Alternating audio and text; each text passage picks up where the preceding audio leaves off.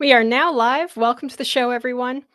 EPA Administrator Lee Zeldin has repeatedly declared that his intent is to roll back the Obama-era CO2 endangerment finding, which declared carbon dioxide, a gas vital to life on planet Earth, a pollutant and a risk to human well-being.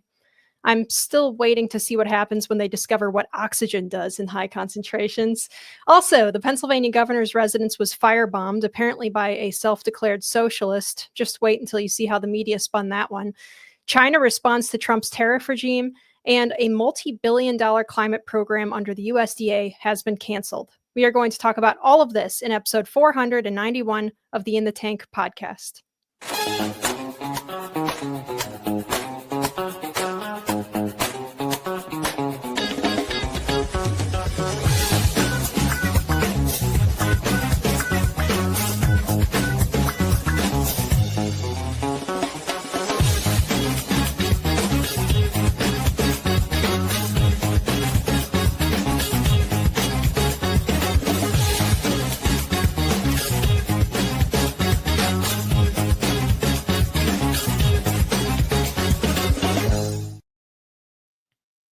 All right, welcome to the In the Tank podcast, everyone. So this week, since tomorrow is Good Friday and we're not going to be in the office, we're having a sort of crossover episode with Climate Realism.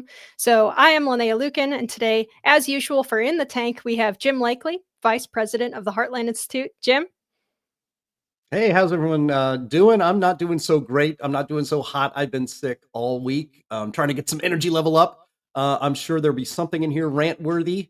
I'm hoping to be able to get a rant out. And if I don't, we have somebody else who's also good at that on the program today. So no worries. You'll get your rants today. Sure do. Also, usual for In the Tank, we have Sam Karnick, Senior Fellow at the Heartland Institute. Sam? Hi, Linnea. Hope everything's well. How's everybody doing? We are good. And I see that we have a lot of our usual climate realism crew in the chat, so that makes me very happy. Last, but certainly not least, and I don't say this just because he's my boss, but we also have H. Sterling Burnett, Director of the Arthur B. Robinson Center. Welcome to our Thursday show, Sterling. Good to be on. It's been a while. Absolutely. Sometimes I work in the comments, sometimes I'm not here, and sometimes I've been a guest. So good to be back.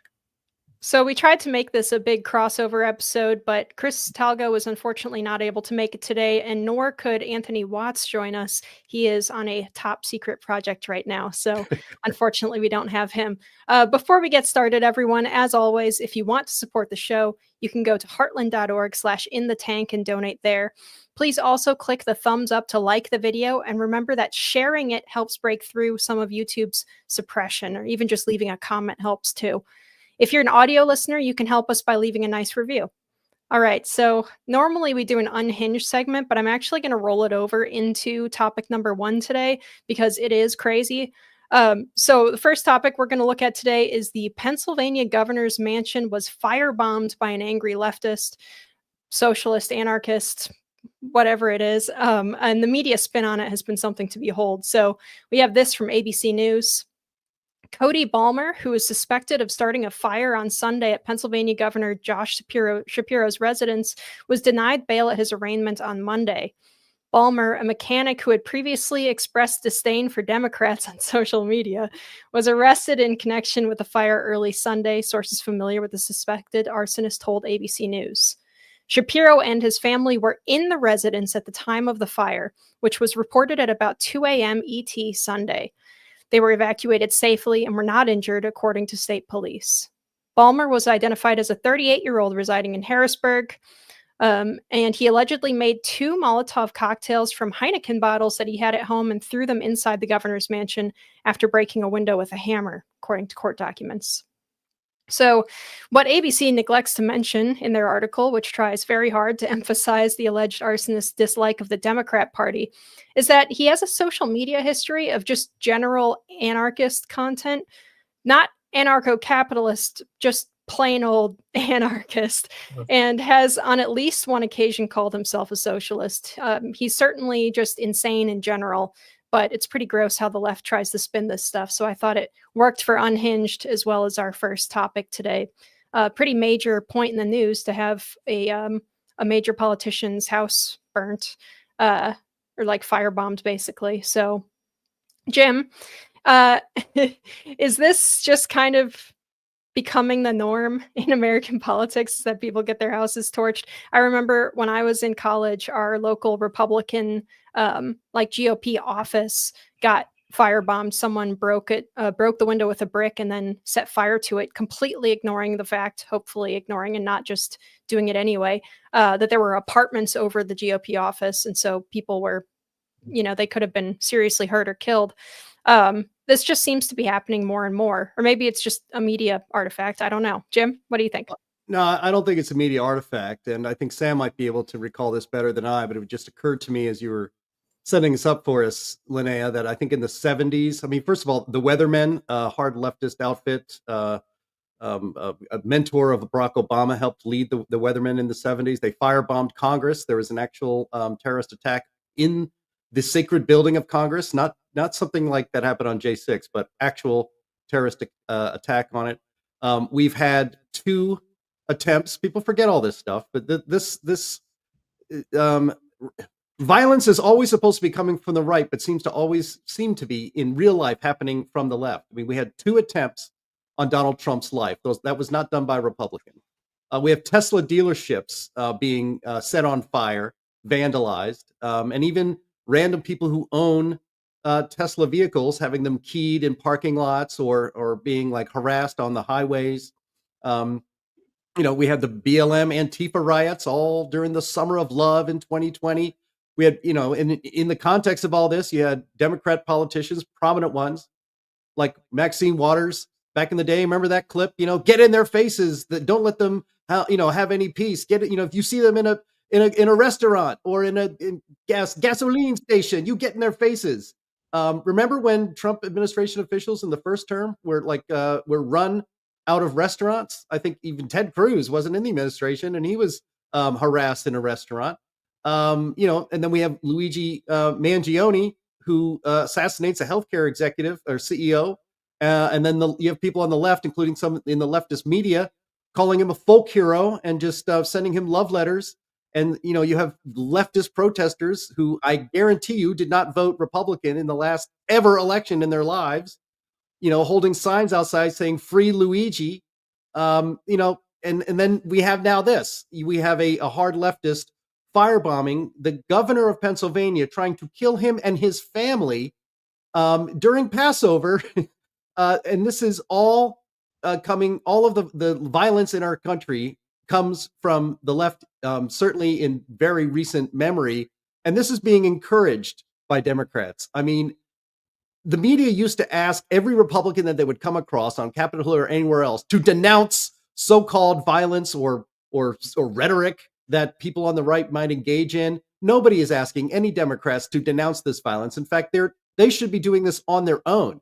This is not the way we're supposed to run politics in this country. We're supposed to do it at the ballot box. You're supposed to accept a loss, maybe reluctantly, but this is not the way. And frankly, the Democratic leadership in this country is very irresponsible. They are allowing this to happen.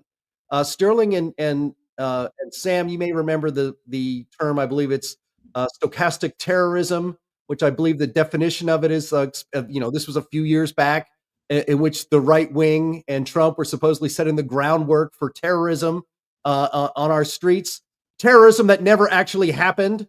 So we are now living in a bizarro world in which, this sorts of thing is just kind of, shrugged off like it's no big deal. The media is not making, there should be entire episodes of 60 Minutes talking about what is wrong with the violent left in this country. And we're not getting that. Instead, we're getting, oh, well, move on, something else. Let's scream about something Trump said yesterday instead. Well, I think one of our commenters, right? Mostly peaceful firebombing. I think that's how the left media sort of portrays this as mostly peaceful stuff. The interesting thing is this is a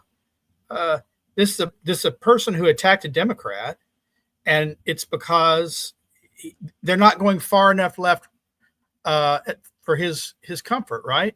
Now, I'm not going to rehearse all the recent terroristic things that happened in recent years. There have been some from the right, not necessarily the political right, some of the social right. I haven't thought was pretty dangerous. But I'll say this about this: he is a leftist. No one's playing it up. When there are shootings in nightclubs and they turn out to be leftists, no one talks about it. When Black Lives Matter burns things and smashes things, they call them mostly peaceful protests.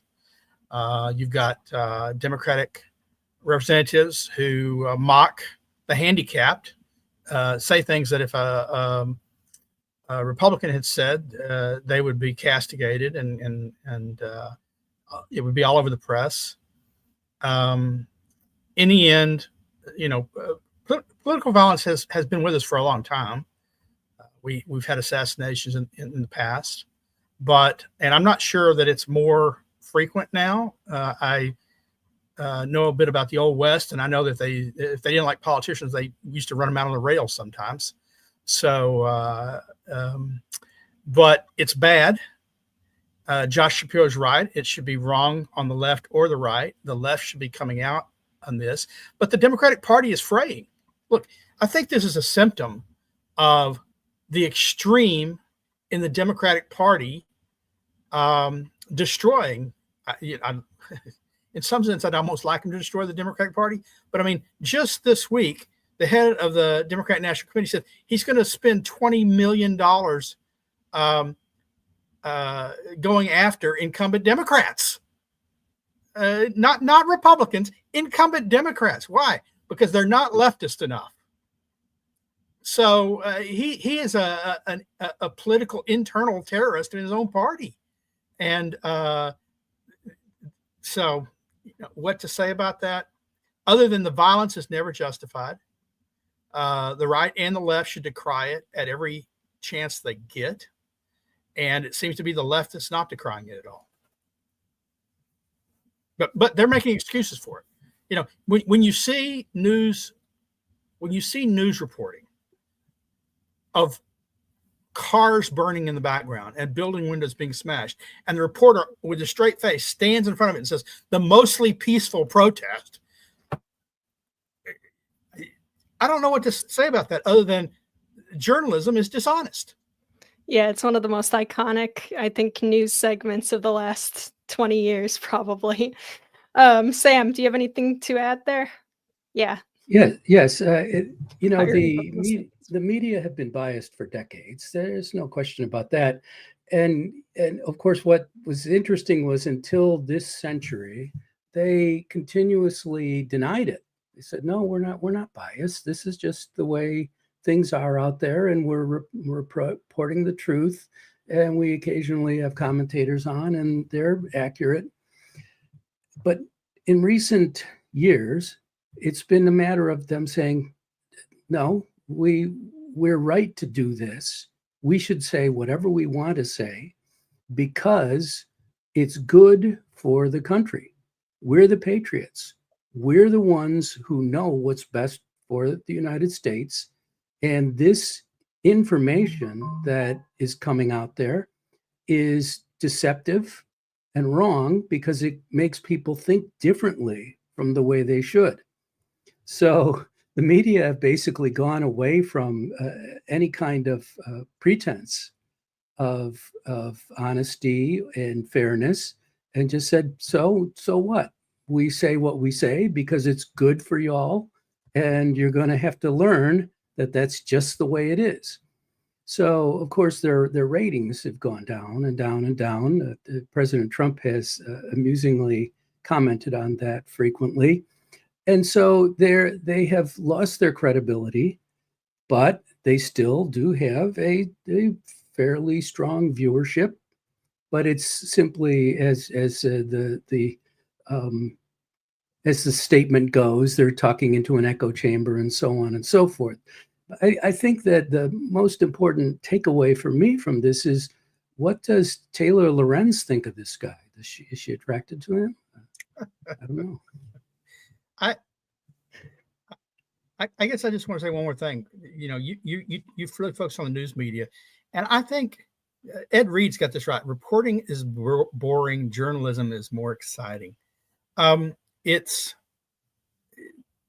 We are guilty of calling this the news media because they refer to themselves as the news media, but it's more entertainment. Look, I don't watch CNN. I don't watch Fox. I don't watch Newsmax. Why? Because it's not news. News is something happened today somewhere, and we're telling you about it, not 4 people sitting around commenting on a single thing, going back and forth. That's opinion. I don't care about opinion. I care about news. I can form my own opinions based on the facts presented to me, but they largely don't present any facts in these stories. The ABC piece we highlighted was actually a news story, and the important thing here is the spin that's put on it is so naked, so obvious. Now, I have been editing Heartland's news reporting. We do policy news, so we're reporting on public policy. And whenever I get a piece that has a little bit of spin in it, it happens. The reporter's thinking in a certain way, and so he or she comes up with a little angle on it that's not quite news, and I knock that out. I just say said, not purported, and things like that. And it says, and you can do that. It's really easy to do. It's really easy to go through this material and clean it up so that it's just news and it's just straightforward. One thing that we've had happen in this century that I think is very relevant to this issue is that we've had a great impulse toward relativism. It has increased greatly since its beginnings in the 1960s. It didn't really become strong until around the 1990s, when coincidentally we had a big debate over the meaning of the word "is," and so we have had a really strong movement toward relativism, and that's the idea that there are different truths for different people, and that somehow the way you look at the world is just what the world becomes, whatever, however you look at it.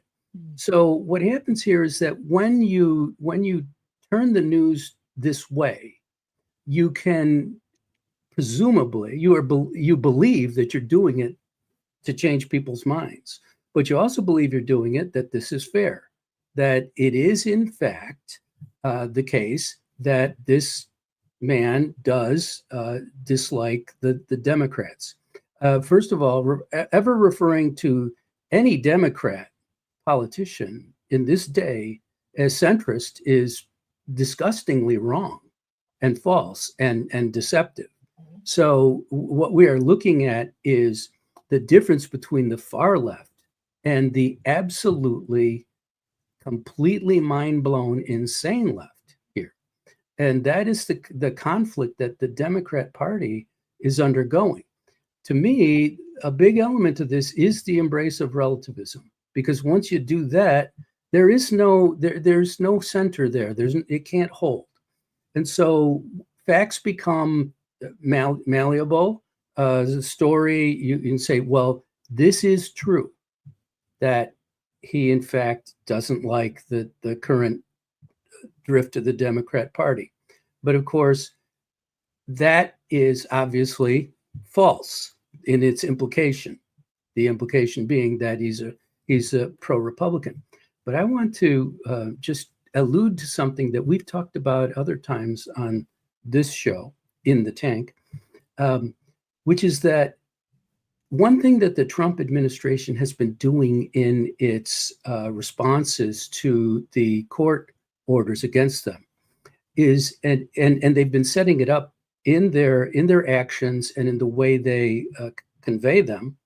For example, in the orders that President Trump writes, they've been finding a justification for everything they do, a legal justification. So even if it's an 18th century law, it's still on the books. So they have a right to use that as justification.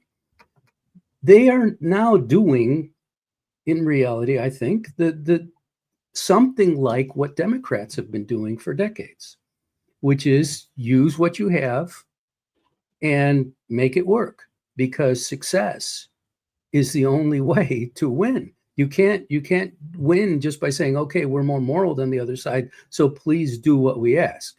That's not going to happen, because the people with the strength and the power and the will are going to overcome you.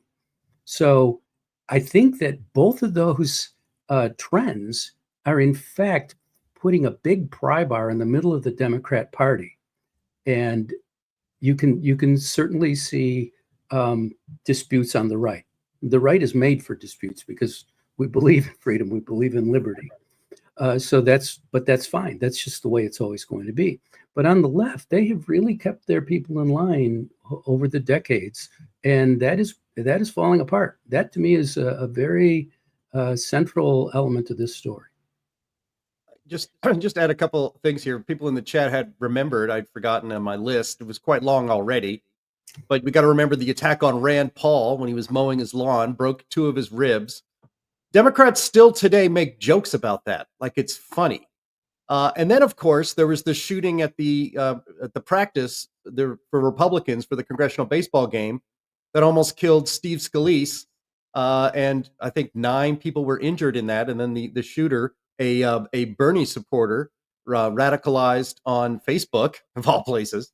So that's another one. And there's a reason that all of this violence, frankly, is kind of allowed to take place, or it's not thoroughly denounced by the Democratic Party, because it's useful to them. They would denounce this thoroughly if it wasn't useful for them, or if they didn't think that this kind of thing is useful to them and their agenda, whether you're a leftist or, again, the Democratic Party.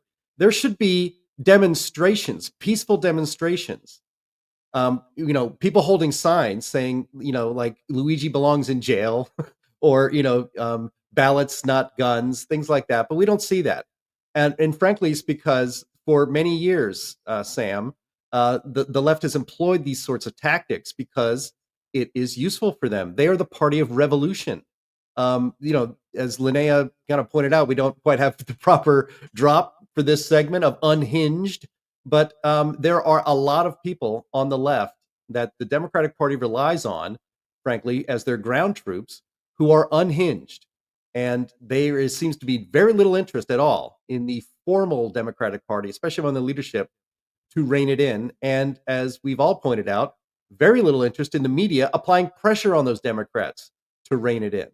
And so we will see this continue until those frankly, responsible for fomenting this climate in our country right now take responsibility and try to do something to stop it, because we're not going to be able to stop it. Democrats, Trump's not going to be able to stop it. It's the media and the Democrats who are the only ones with the remote power to put an end to this. Jim, I believe that the function of those shock troops is to move the Overton window so that the Democrats can stream their policies through. In the environmental community, this has been common. I think it was Paul Shepard, who formed the Sea Shepherd Society, said at one time, when we formed when the Sierra Club was formed, it promoted policies that were thought radical at the time. And then we formed the Natural Resources Defense Council. It made the Sierra Club's policies seem rational or reasonable. And then we formed Earth First, and we made Natural Resources Defense Council's policies seemed reasonable, middle of the road. And then he formed the Sea Shepherd Society, and he says, and that made Earth First look, they're always pushing the envelope to the left to make radical left policies proposed earlier that were rejected seem common sense, like they do with gun laws. I'll just say this one thing, at least for me to close this. Sam mentioned, they say my truth. I think anyone, I know I do, if I see a report, if I see someone quoting saying my truth, I turn it off. That's the end, because they're not talking about truth. They're talking about their perception, their belief. Truth is something. It is a series of facts that's common to everyone. Truth is truth. There's true, false. You can do a truth table on it. My truth means nothing. It means my feelings. That's your truth, Sterling. Yeah, Sterling, that's just your truth. Okay, my truth. Go. My truth is that we've spent too much time on this segment, and we need to move on to part 2, which is another thing actually that ties in to the idea that the Democrats will latch on to just anything that they can use to forward their positions, and that is the very strange like pro-China stuff that's been coming from the left, and also weirdly from some of the economic right. It's getting there's some weird bedfellows going on in this like China defense area of politics that's popped up, and basically since the tariffs. So here's something from the Epoch Times, who are not a fan of the Chinese Communist Party. They say Trump's tariff gamble put to the test as China chokes off critical mineral supplies. U.S. industry will soon feel the squeeze as China halts exports of rare earth minerals, key components in weapons systems, electric vehicles, and consumer electronics, in direct retaliation for President Donald Trump's sweeping 145% tariffs. Shipments of magnets from China have ground to a halt. While the move is intended to pressure the White House, industry sources say its impact will be global, with exports halted to all foreign buyers, not just the U.S. After Trump's tariff announcement, China hit back with its own 125% tariff on U.S. goods and imposed new export restrictions on 7 rare earth materials. Exporters are now holding back shipments as they navigate a potentially lengthy licensing process.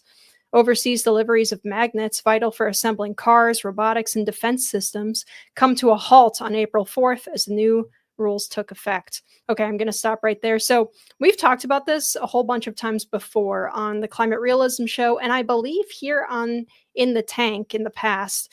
It is insane that we rely on a geopolitical enemy for essential materials for military technology. So this should be a huge wake-up call. But what really are the chances that we're going to learn anything here remains to be seen. So the decoupling, if we pull it off, is going to be extremely painful. But it's obvious that it has to happen, at least to me anyway. And I also, I'll save this for in a minute, but I'm actually going to go to Sam first on this because Sam, a lot of what you have talked about before with the tariff stuff was focused more on, international monetary policy. But the China element of this is a huge part of it, obviously. China owns basically our entire economy because of the way that we depend on them for all of these materials and all of, even just like stupid little tchotchkes and stuff. So what's your take here on whether or not we're actually going to accomplish cutting off our essentials supplies from China? Well, yeah, I had come to the conclusion that, in fact, all of this is directed in strategic terms to isolating China.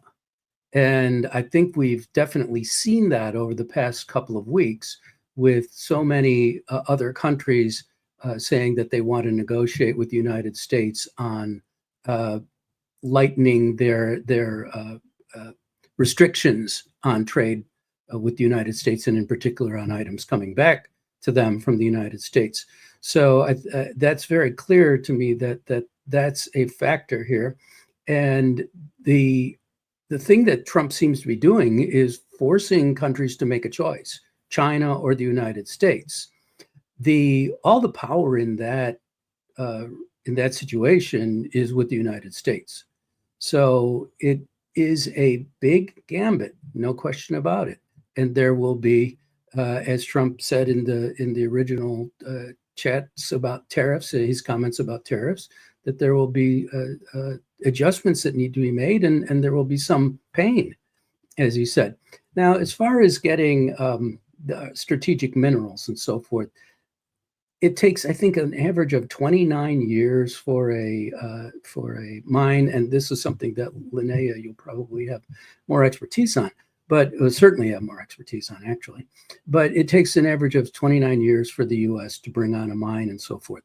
But almost all of that time is on environmental and other governmental permittings and the like, and just bureaucracy.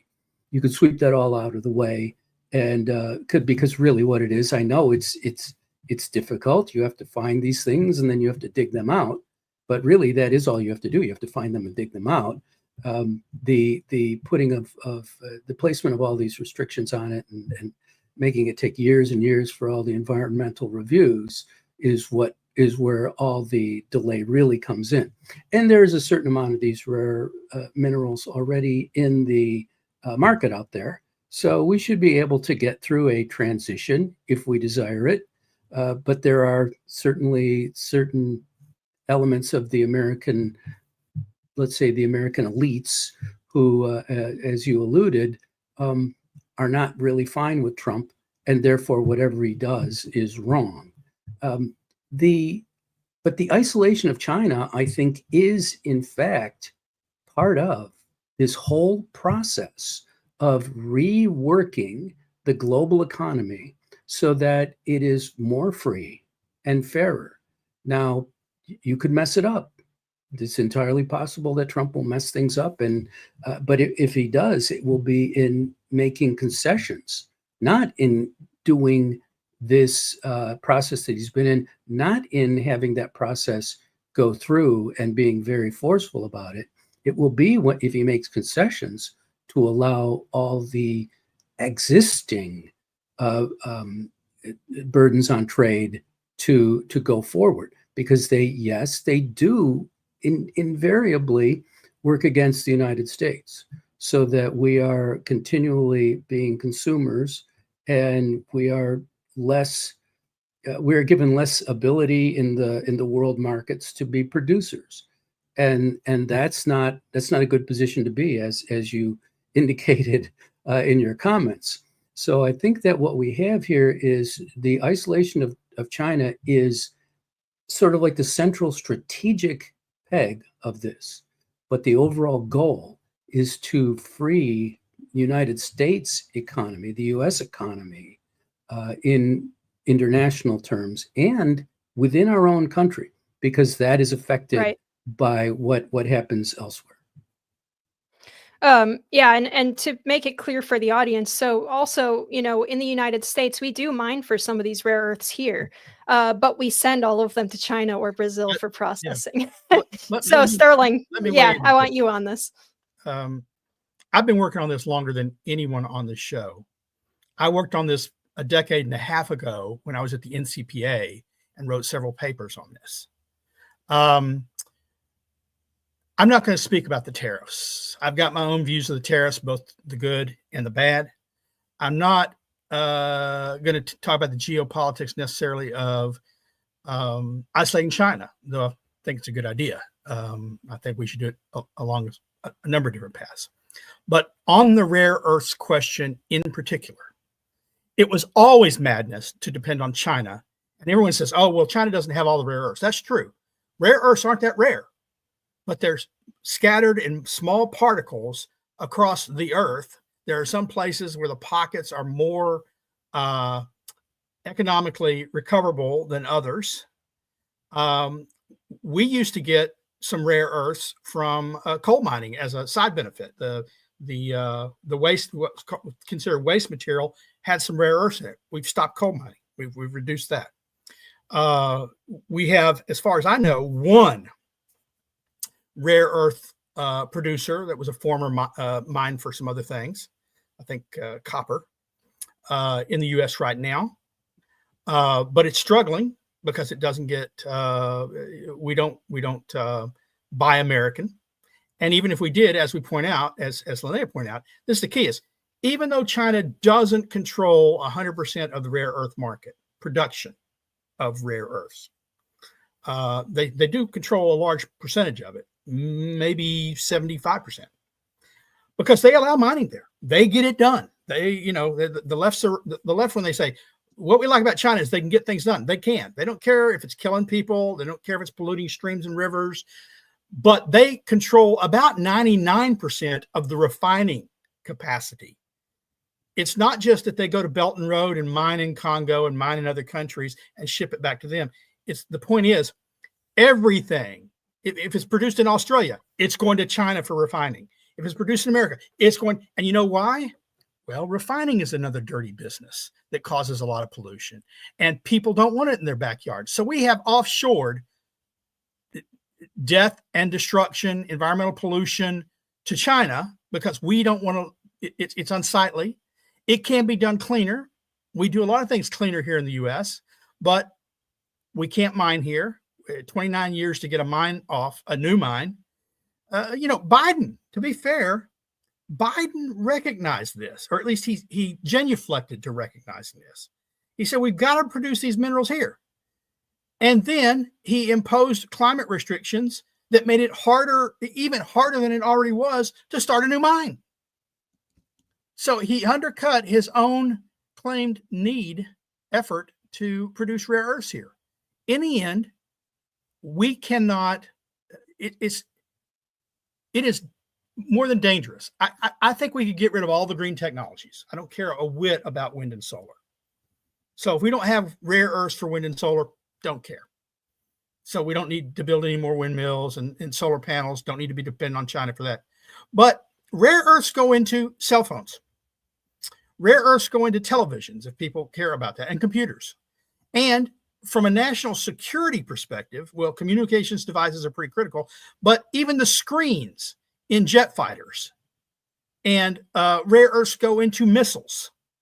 Do we really, have we really become so stupid that we think it's okay for China to control the things that go into literally our national defense? So China's punishing us, and I guess parts of the rest of the world, for our tariffs. But it's not just tariffs. They have used their rare earth control to extort political concessions in the past. Back a decade and a half ago, when I was writing about this, there was an incident where Japan seized a Chinese fishing boat that had a lot of spy equipment on it that was in Japanese territorial waters. And China says, nope, that's Chinese territorial waters. We want our fishing boat back. Japan said, no, it's a spy boat, and it was in our waters. What happened? China cut off the rare earths to Japan. Well, Sony, Sanyo, Panasonic, all of a sudden, none of them could produce TVs, all the electronics that everyone wanted, the cell phones. And within 2 weeks, Japan caved and gave the spy boat back. And China said, well, you've learned your lesson. We're going to go up to 50% of what we produced before. We're going to let you have 50% of what you were taking in before. It's just so you don't backtrack or you remember this lesson. So China uses this rare earths as a cudgel, not just over tariffs. Everyone's afraid of pissing them off for this. And we should have gotten out of it long ago. Yep, absolutely. And, all of this important stuff is going on. And so the New York Times, a former newspaper, as Andrew Clavin likes to say, got a very important part of this story published, which is this. Get a load of this headline: Will Americans eat a $100 tariff on Shein packages?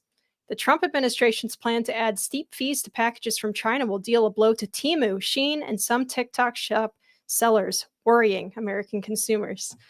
Come on. Jim, do you want to add anything to this, or should we move on? Just real quick. I mean, Sam had mentioned it on a previous show and then also on this show that Trump's aim is to radically reform the global economic system away from what we, really just colloquially call globalism, right? Because it's not really globalist. It's that the West has given all the strings for China to pull in our economies. In a trade war waged with tariffs, you're not in the best place if you have by far the world's greatest trade surplus, which is what China does. But China's decided to use that leverage, which the West, again, gave it, especially in tech manufacturing, textiles, and then, as we learned, drugs as well, vital drugs. It decided to use that singular power on its world stage. And we didn't really think about the cost of doing all of that and giving that to China, because we were enjoying the low cost of clothes and sneakers and cell phones and electronics and all of that stuff. So Trump is taking a big risk here. And he knows that unless he pulls the rest of the West and the developed world with him, especially the West, that this might not work out. And as we have seen, scores of countries have opened up new negotiations with America on trade. And they're not just talking about, say Italy today. Meloni arrived at the White House today. They're not going to just be talking about trade between the United States and Italy. They're going to be talking about trade with China as well. So you can look at it like this. If this is a global trade war, then Trump is collecting allies, and China seems to not be able to do that right now. So Sam is right. This is a long overdue attempt to correct a global trading system that is dangerously out of balance. And so China wants the world to depend on them for everything. Trump wants diversification of things like rare earth minerals and manufacturing and whatnot. So I know which side makes more sense for America and the world, and it's the latter, not the former. Yeah, I thought we liked diversity. I just want to add, someone said it's not China's fault. I agree. Look, even Trump in his first term agreed about China. They're doing what's in their interest. Every leader should do what's in his country's interest. That's what Trump is all about. So he's not out there saying, oh, bad, naughty China. What he's saying is they're working in their interest. We should be working in our interest. And our interest and the global interest is not empowering China to control the world through trade or military. So I don't blame China. Their leaders are doing what they consider to be in their country's national interest.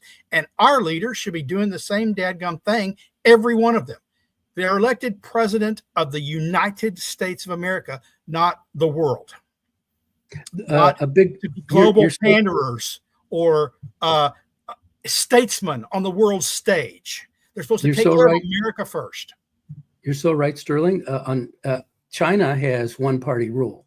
So they can define, the Chinese communists can define what is in China's interests.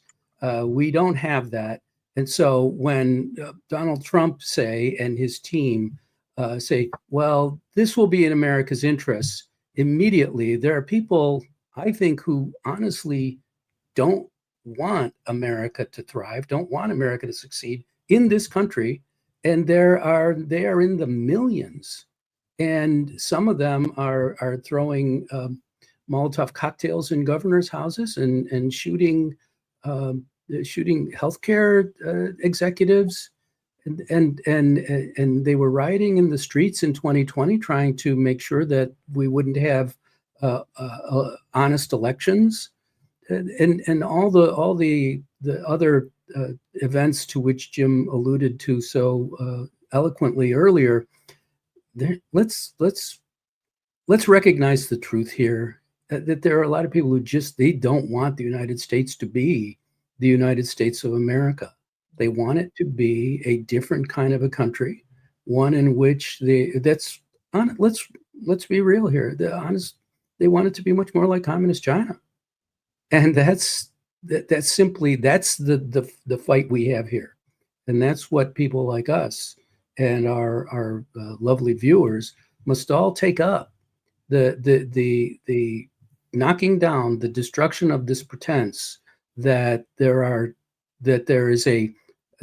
two pro-American sides here. Honestly, one side is for the greatness of America. The other side just does not seem to have that in mind. I mean, I'm open to persuasion, but I haven't seen it. The facts don't indicate it. I don't think they want us to be like China, except for the communism part, but they don't want us to be ascendant. China wants to be ascendant. They want us to be in decline. There is a group, a not insignificant group of people in this country that want America to be humbled on the world stage. They feel that we are arrogant and that they don't like markets, and that we should be apologetic for our entire history, and that we should bow and genuflect. They want us to be a state, a feudal state beholden to global government, which they think would internationalize things and make it better, more just. They believe in social justice, which is not justice at all. And they want us to be paying up for our past sins. So China's not about paying up for past sins at all. Whatever you want to say about China, it is not about apologizing. This is the fundamental stage. This is the fundamental transformation that Obama was heading, and he was for. It seems that things have went a little bad for 4 years as they actually got what they wanted, because the only thing worse than not getting what you want is getting what you want, and that's what happened there. And it's especially true when you are dumb and deluded. And that's unfortunately where we were at for 4 years. So we have to turn this around. But it's brilliant and exciting to see this really big experiment going on. It's like, could we actually create a 21st century America that is has the same sort of foundations as the 18th and 19th, let's say even the 17th century America, that has the same foundations as that? It's moral an exciting it's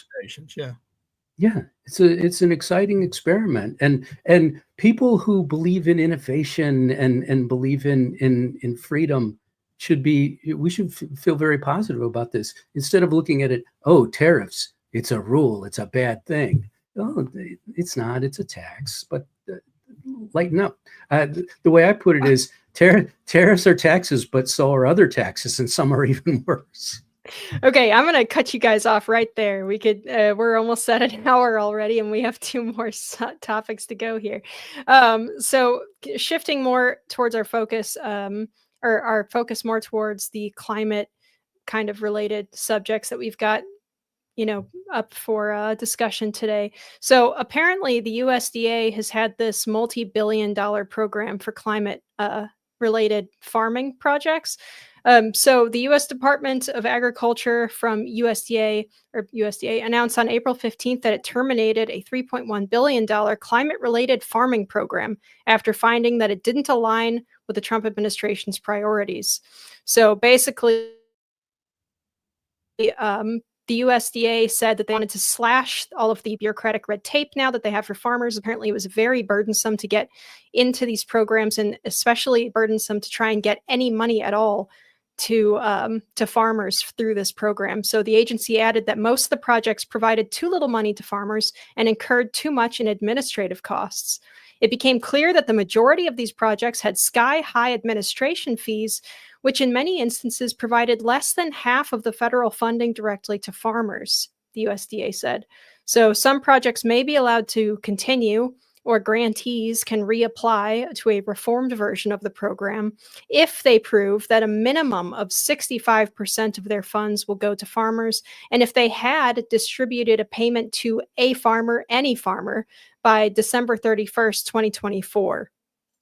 So Sterling, how many of these projects do you think will actually meet this incredibly low bar? Knowing what we know now after a bunch of the, kerfuffle with USAID and whatnot, about the other budgets earmarked for green projects. It's not just USDA. It's the Defense Department's getting rid of climate programs or cutting them way back. It's USDA grants and Defense Department grants to universities on climate change. It's all the programs are being rejiggered. Concerning the USDA, look, I'm an extremist on this. I want them to go. I want the entire farm bill to go. I don't think the federal government should be funding farmers not to farm, or should be paying them when they decide that prices are too low in the marketplace. And if they want to provide insurance, the farmer should have to pay for that insurance, not taxpayers, the premiums of that insurance. And if they don't have insurance or they don't have sufficient insurance and a natural disaster comes through, just like if it hits my house and I don't have sufficient insurance, I don't think the government should be coming in and making them whole. I don't hate farmers. I just think farmers should be in the marketplace like everybody else. Restaurants go under all the time and they're not getting bailed out. They don't get to set price floors for food at their restaurants. And I just want the whole USDA program to go away. I want the farm bill to be fundamentally reformed, to be one line. Farmers must compete. They can sell in the market. We won't restrict them to do that. We'll let them grow what they want to grow, where they want to grow it on their land. We don't say they have to set aside wetlands or if that's not what they want to do, but we certainly won't pay them to conserve lands that we think are fighting climate change. Their land, they decide what to do with it. Taxpayers don't pick up the bill. Let them make money in the marketplace. And so all these programs for climate change, because the climate change thing is a hoax in and of itself, none of those programs should ever be funded again because we don't need climate programs. But then we need to fundamentally reform the farm bill itself. The government didn't used to 100 years, 150 years ago, they weren't in the market of telling farmers what to grow or how to grow. And they certainly weren't in the market of keeping them in business if they went under because of a bad year. That's the vagaries of farmer, just like the vagaries of any other business, home. And I don't know why, especially since, as anyone should be aware, the family farmer is a very small percentage of the farmers. Most of the farms that are getting these subsidies are pretty wealthy elite farmers. You know, you have newsmen that own farms that get subsidies, wealthy newsmen that have boutique farms that get subsidies. It's people who know how to game the system. And so, you know, in a lot of places, we almost have an old system of tenant farming where the farmers work for the big corporation. So I'm just not sure that we should be funding ConAgra and other, you know, Archer Daniel Midland and other big farm, agri farms, big pharma, with these, not just with global warming subsidies, you know, which are really egregious because climate change is a hoax. The idea that it's an existential threat or it's causing disasters around the world. Not that, you know, the climate does change. It's just not killing us. And it's not killing farming. It's helping farming. So why should farmers be fighting against the thing that's helping them with CO2 emissions and better rainfall? Sorry, I've cut out my I think my mic is cut out again. No, hang on, I got to refresh the page. Sorry. That's all right. I'll just jump in here real quick, guys. I mean, before Linnea comes back, I mean, these agriculture programs to, you know, reduce emissions and stop the planet from warming, you know, that's what they're for, right? To stop the planet from warming catastrophically. Our farming contribution to global warming, quote unquote, is not even measured in a meaningful way, which is something people don't necessarily talk about very often. And human activity, as you pointed out, Sterling, can't drive runaway global warming anyway. So the federal government should not be involved or dictating agricultural policy at all. You know, when the central government starts directing agriculture policy, we know where that gets. You know, when it got in the Soviet Union, it gets starvation. Of course, that wouldn't necessarily happen just because the U.S. Department of Agriculture is not, you know, controlling agriculture to that degree, although they would if they could. I have no doubt. But, you know, we shouldn't be subsidizing people to grow certain things. We shouldn't be subsidizing farmers to not grow certain things or to use their land in certain ways, let alone boondoggles like carbon sequestration. You know, this is all part of the scam. I mean, we had Lois Perry on the Climate Realism Show 2 weeks ago, I believe, and we talked about UK farming. You know, if you took every cow off the island of Great Britain, and so that there was no more livestock on Great Britain, it wouldn't affect the temperature of the Earth 100 years from now. It wouldn't even be a smidge. You couldn't even measure it accurately. How much CO2 emissions or methane emissions would be taken out of the atmosphere, especially in comparison with the rest of the world. This is all good news that if the Agriculture Department is going to be cranked down, which is something I hope that all of Trump's secretaries are trying to do in all of their departments, except perhaps the Defense Department, although they're for sure as well, DOGE, which should get in there. But subsidizing agriculture policy to fight climate change is the number one thing on the chopping block, and I'm glad that we see that now. Lowering the temperature of the Earth 50 or 100 years from now has a certain cost, and it has a certain presumed or assumed effect, which is believed to be a positive effect. But you have to measure those things according to the time value of money, meaning money that you spend right now is worth a lot more than money that you spend down the road. And the important thing you have to realize here is that money gets spent more efficiently when it's not regulated and when your activities are not regulated. And when you're spending money today, what you are doing is you are allocating resources by your choices. And so when you throw in a huge disturbance of this sort, where you just make a mountain of rules in order to affect something 50 to 100 years down the road, you better be 100% right on the costs and the benefits. And it's clear that effort hasn't even been done, let alone proven. So what we need to do is, I think, as all of you have stated quite well, we need to just back off and let the market decide, let the decisions of normal human beings decide whether we want cows eating grass in our country, and also ultimately how we want that investment to occur.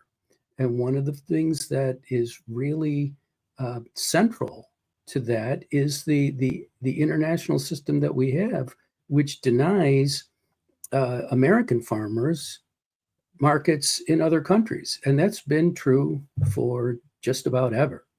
And that would give American farmers much greater support because it would give them a stronger demand out there in the world. And so that would increase the demand for their products, which increases the price. So Americans would have to pay more, perhaps, for some farm goods, but would that be a good payoff for us? Would it work out well for us overall? Again, let's have the experiment. Let's have the experiment of freedom and find out. So let's freedom around and find out. We had the experiment from the 17th to the middle 18th century in farming, and we had large economic, not 2% economic growth or Right. 2.5%. It was 8%, 9%. Look, we've had the experiment.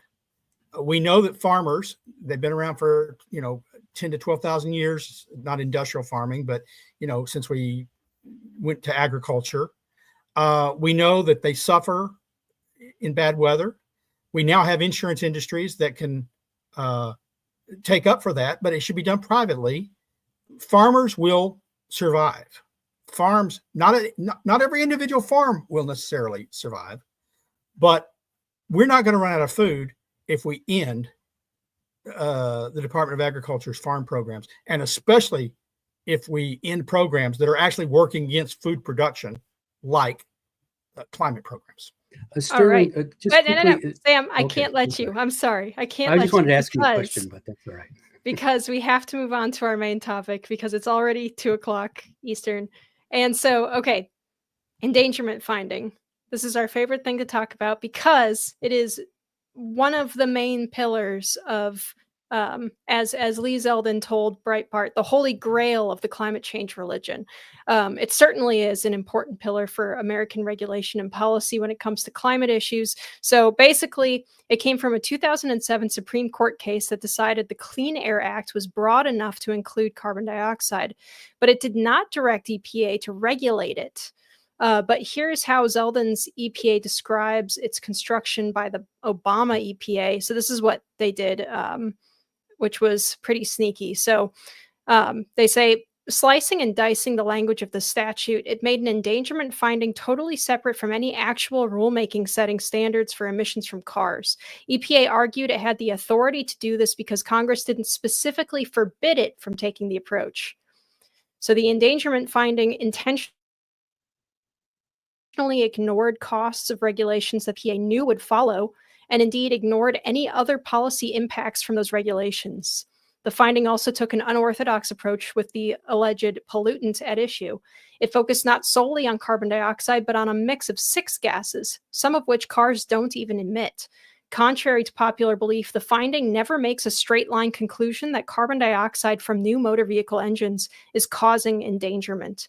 Instead, it looked at the mix of 6 gases from all sources over the world and used multiple mental leaps to determine that this mix contributed, not caused, an unknown amount above zero to climate change, and that climate change contributed, not caused, an unknown amount above zero of endangerment to public health. So Just the News did a story covering an Earth Day report that the Heartland Institute and our allies released about why we should reverse the finding and what it's actually going to take to get it there. So I'd like to go to our panel here, especially Sterling, because you were actually quoted in the Just the News piece, and I believe that you contributed to that Earth Day report as well. So I'd like to hear from you. Yeah, well, the endangerment finding was the way the court ruled. It said anything emitted into the air is a pollutant. Basically, that's what it determined. If it's emitted by humans into the air, it's a pollutant. It doesn't matter if it's a necessary gas, doesn't matter if there's background levels of it. If we emit it, the court determined under the Clean Air Act, it's a pollutant. And that justifies the EPA regulating if it finds it endangers human health and welfare or the environment even. The EPA, they didn't do any independent research. As you say, they say contributed some unknown amount. They based their stuff on the IPCC's reports, which were based on computer models, which said at some time in the future, really, really bad things would happen. And here are the things that we're predicting might happen. And that with that, they went forward. And it was a bad court decision. Clearly not everything emitted into the air is a pollutant. Certainly not cognizable under the Clean Air Act. How do we know this? Well, the authors of the Clean Air Act, who were still around, some of whom were still around when the court ruling came, including Democrat John Dingell, said, we never intended greenhouse gases to count as pollutants. Why? That gives a single regulatory agency the authority to control the entire economy because it relies on fossil fuels. We never intended to give the EPA the authority to control the economy. So now we are where we are. The Endangerment Act finding is the foundation for every climate regulation from any department. The subsidies, you refer back to the endangerment finding. We got to do this because the EPA says we must reduce greenhouse gases. Why? Because it endangers human health and welfare.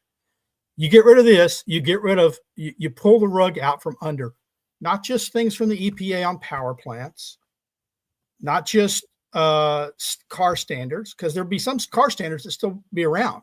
CAFE standards weren't tied to the endangerment finding. They pre-existed it. Not just things from the USDA, the Defense Department, all the other things. Every climate rule or regulation is built upon this single endangerment finding. The whole social cost of carbon came out of the endangerment finding. So if they're able to get rid of this, then other administrations, whoever comes next, won't be able to build on that, at least not as easily. So are there ways to get rid of it? Yeah. The first way is through the regulatory process that brought it into existence in the first place. It's a long, drawn-out process. You have to do scientific findings saying it's not justified after all, or it was, but it's no longer. That has to have public hearings and public notice, and there'll be court cases. The other way is Congress to get off its butt and pass a law that makes it clear, no Supreme Court. but CO2 is not in the law because we never intended CO2 to be in the law. So don't make it up as if it is in the law. But Congress has to pass it through both houses of Congress, and it'll be filibustered in the Senate. The fourth way, and in some sense, it's the third and fourth way to get together. Trump just issued a rule that says all regulations that violate Supreme Court rulings must go. And the Supreme Court ruling in climate that he's talking about is West Virginia v. EPA. An earlier court said the EPA has the authority to regulate CO2. In West Virginia v. EPA, the Supreme Court said in two cases. One is they said we shouldn't necessarily defer to agency rulings, but in West Virginia, it said if there is a major question, we can't just defer to the agencies. That should be done by Congress explicitly. And there is no more major question than fossil fuels, which are the basis for the entire economy. That is as major a question as you can get. So basically, West Virginia would overturn Mass. So how do you get to that? Well, Steve Malloy, one of our board members, suggested all the agencies have to do is just refer to this executive order, refer to West Virginia v. EPA, and scrap it, not go through all the process because the court has ruled, and then let them sue and say, well, the court didn't mean that. But in the meantime, they're gone. The other way is for attorneys generals of the states or the federal attorney general to sue to block these climate regulations, saying they violate West Virginia v. EPA. So will they take any of those paths? The Trump administration has put out a lot of orders and rulings, and many of his appointees have followed through on those things. Some are slower than others, but this is key. And if they do what his last executive order about that said, which is get rid of any regulations that violate the Supreme Court rulings, that could be a quick way to get rid of the endangerment finding. And then you let the environmentalists sue who are on the defensive. They're just scattered now. They're getting hammered in so many ways with all of Trump's rules. They would challenge that, but I'm not convinced with the current makeup of the court that they necessarily win that challenge. Trump has a big asset this time around that he didn't have in his first term, which is the relentless and Loper-Bright decisions of the Supreme Court last year, in which the court set up the basically getting rid of the whole Chevron deference. So the idea of the Chevron deference case is that if a federal agency or department makes a rule under the laws from Congress that have been signed by the president, if they make a rule, then the court accepts that the courts all the way up to the Supreme Court accept that rule is accurate and good and right, as long as it's not obviously unreasonable. Well, there's as Sterling has pointed out, there's nothing in that there's no excuse for the endangerment finding. So it appears to me that the Trump administration and Trump is really his EOs already have gotten rid of the endangerment finding, and they just haven't said it. So it's that if they declare that the endangerment finding is was an excessive choice by previous administrations, they don't have to enforce it, and they can change it on their own, and the Supreme Court decisions will back that up. So if that goes to the Supreme Court, I believe they're going to win. And so it's a little different from the way it was a few years ago. Yeah, well, you got to remember, John Roberts found against Mass v. EPA. He was in the minority there, and he's if anything a centrist on the court. If he's against it, with the new appointees that we've got, there's a pretty good chance that what they would say is, look, if Congress has taken it up before and they've turned it down, regulating CO2 through taxes, through cap and trade. They considered them. They didn't pass any bills. If Congress wants to regulate CO2, the court could find it's Congress's job to do it, not any agency.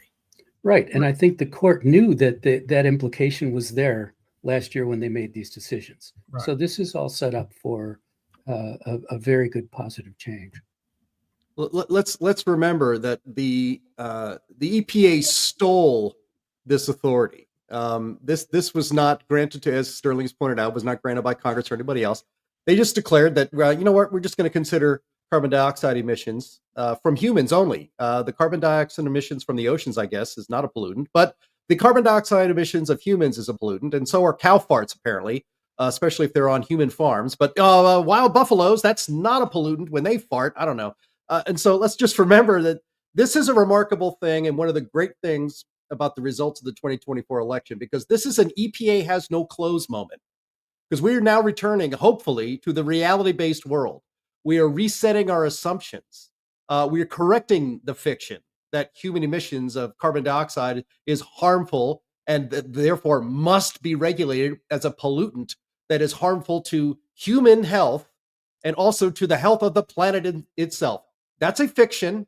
That's a fiction EPA grabbed, that created, so it could seize power that it was never granted to rule over your life. And so that fiction is going away thanks to the results of the 2024 election. Getting rid of this, having this EPA has no close moment, getting back to this reality-based world is akin to saying, that the earth is not the center of the universe, or that trans women are not actually female human beings. What? That's right, which are two fictions that were pretty much conventional wisdom in human civilization, one from quite a while ago, and one, news out of the UK, is starting to crumble right now in the Western world. So the importance of this, and we've covered it on the Climate Realism Show that will not be aired tomorrow on Friday, as usual, because it's Good Friday, which is why we're having this crossover event today on the In the Tank podcast. But, we're going to continue to talk about the endangerment finding, and it's going to be a slow process. You think about all the things, actually, hopefully it's going to be a quick process, because you think about all the things that the Trump administration is trying to accomplish. I think today or yesterday or maybe tomorrow is the official 100-day mark of Trump's second term. Usually that is a big deal in the media. Donald Trump has tried to do and done so many things. He did so many things in the first 10 days. That would have been enormous accomplishments in the first 100 days. So this day is coming and going with nobody really marking the time. And the reason Donald Trump is in a hurry is because you see what's happening right now is that the left and his political opponents and the opponents of the reality-based world are trying to use the course to delay this as much as possible, even if it's fruitless. A week-long delay, a month-long delay, a 6-month delay. They just need to get to basically about this time next year, when Congress starts to run for their midterm elections. And if they can stop half of this stuff through the courts, they'll consider that mission accomplished. This, I think, is going to be something they will not be able to stop. This is where the flood the zone strategy by the Trump administration is having dividends. This is the one that's actually, for sure, I think, going to get through. Well, yeah, it's it'll be interesting to see what difference it really makes. Because Trump is in for 4 years, right? And then who knows what's going to happen after that. So we need to start. Congress needs to start making stuff permanent in as much as it can, because they've really not done anything except for spend more money, it seems, in the last couple of months here. I'd like to go to Sam on that a bit. What's the likelihood that we can actually get some of Trump's reforms when it comes to EPA and stuff, like actually passed into law, instead of just instructing the current, unelected bureaucracies to just stop being crazy for 3 years until the next administration comes in, and then they can just go back to being crazy, right? I think it's unlikely that much of this will get passed into law. simply because the Congress is exceedingly cowardly, and I refer to the Republicans there, not the Democrats. They're solid. They know what they're doing. I don't think much of this will get passed into law. I would love to see it, of course, but I don't think we'll get that. So this is why you have to. But once you establish these things, that, for example, the endangerment finding, once you get rid of that, I don't see how you can bring it back. It's especially if the opponents of that move are foolish enough to bring it before the courts and get a Supreme Court decision saying, no, that's an overreach there. You're not going to get it back. It would require Congress actually to pass that, to say that CO2 is a pollutant. I guess Congress has said falsehoods in the past, so it wouldn't be impossible. But I don't see that going through. So the unfortunate thing is that we will not get much out of Congress, I don't think, especially because if you look at the first Trump administration, once they got the Tax Cuts and Jobs Act finished, they really didn't do much. This is an extraordinarily cowardly and craven group of people over there, and the getting these things passed into law is going to be difficult. But I do think that in most of these cases, getting them knocked out administratively through the executive branch will actually perhaps suffice. The endangerment finding is the foundation for so many things, climate related, but they can try and do the same things through other rules, getting at other pollutants, right? Mercury, particulate matter. What this shows very, very clearly, I think the most important, to me, the most important single piece of legislation Congress could pass, not just for now, but for all time, is something called the REINS Act, Regulations of the Executive in Need of Scrutiny. That basically says any regulation that would impose X, we write a law, the executive agencies write the regulations that are supposed to enforce the law. But we, as Congress, because we're the only ones authorized under the Constitution to write laws, we should have to approve those regulations. Now, they set a threshold. Let's say if it's $100 million impact on the economy, it must come back to Congress for an up or down vote on the regulation. This is good for two reasons. First off, it holds Congress accountable for these regulations. Congress will no longer be able to defer and say, "Oh, we didn't intend that but we can't rescind it because of, whatever reason. We didn't intend it, but we can't rescind it. It's all their fault." No, it's Congress's fault because they could stop it with the REINS Act. It also, has the benefit of shining the light on these things. So many of these things just go under the radar because Congress doesn't review these regulations until people are complaining and challenging it. And then they say, "Oh, well, you get the filibuster. We can't get it withdrawn," or "It's a good law. It just needs to be modified." And then they never modify it. The REINS Act would stop it all because they don't even have to, under the REINS Act, if they don't have an up or down vote, the regulation does not become law. If they have an up or down vote and it fails, it does not become law. The only way it becomes law is if Congress actually approves the regulation. And then you have them on the record and you can blame them next election time. I think that would be good for, that's across the board. That's every agency. And Congress can actually have to act some. Yeah, as one of our viewers pointed out, Joel, there, he said Congress is useless. All they do is investigate things. Yeah, I'm slowly coming to believe that our current Congress is just a re-election clip monologue generating device, and they really don't use their job as anything other than a tool to get social media props to be reelected. So we can't go too much longer, you guys. I'm sorry about that. We are over time once again, but Jim, I'm going to hand it over to you here, but I will close us out by saying that unfortunately, you guys, that is all the time that we have. So thank you everyone for tuning in. We are live every week on Thursdays at noon Central on Rumble, Twitter, YouTube, and Facebook. For audio listeners, please rate us well on whatever service you are using and leave a review. Thank you so much to all of our usual panelists. Jim, do you have anything to pitch to the audience here today? No, you can follow me on X at J Lakely. You can follow the Heartland Institute at Heartland Inst on X, and always visit heartland.org, where if you go there right now and look at the first featured item, you'll see a special new video featuring Linnea Lueken. Yeah, that was fun. Okay, Sam, what do you have? Yes, please look for me at St. Karnick and social media. But also, I would like to ask any new viewers who have come on because of this fantastic crossover show that we've done. I hope that you will return.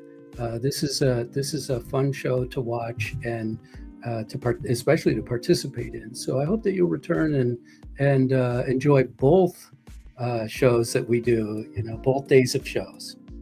Absolutely. And if you guys are watching on X or on Facebook, I know we don't like YouTube because YouTube are jerks and they hate us. And we keep doing things to get demonetized, silly things to get demonetized, like pulling a firearm on a live stream.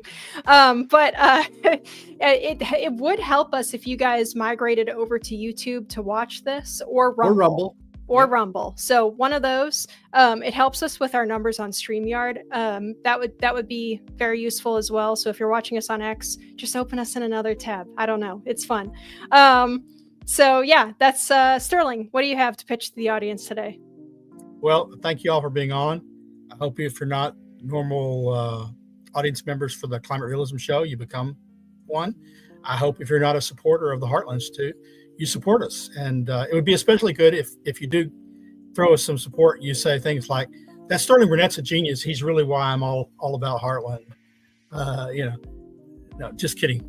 Support Heartland and watch Climate Realism. Go to Climate at a Glance. If you want facts about climate change, go to Climate at a Glance and Climate Realism, where we debunk false media stories every day. Absolutely. Okay. Thanks again, everybody. Happy Easter, and we will see you again next week.